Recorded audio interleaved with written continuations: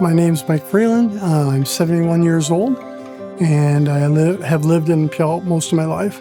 I was working just as one of our normal facility stops, and I was doing my rounds through the facility. At the request of the CT tech, he asked me if I would be a test patient for them on their CT scanner. And they wanted to perform a CT cardiac calcium score test. And what the CT actually measures is the calcium score in my arteries. After the scan, I went home, and that night I got a call. He said, but you need to see a cardiologist. And he says, your calcium count was really high, and but I think you should do this pretty quickly. And so I took his advice and seeked out a cardiologist. And I had a lot of tests, a lot of scans, and it wasn't until toward the end of that the ultimate test said that I had major blockages. And quite honestly, I think that CT scan saved my life. The surgeon said, you've got a strong heart.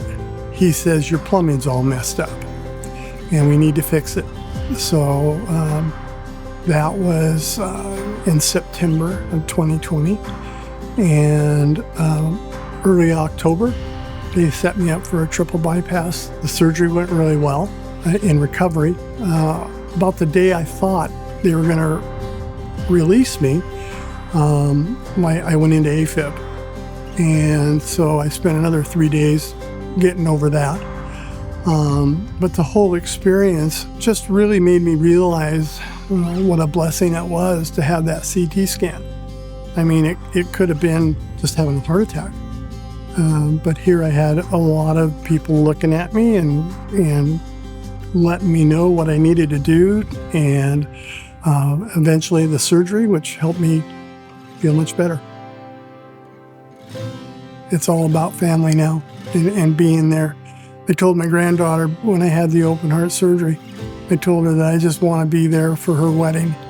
And so I think I've got a good 10 years I got to go.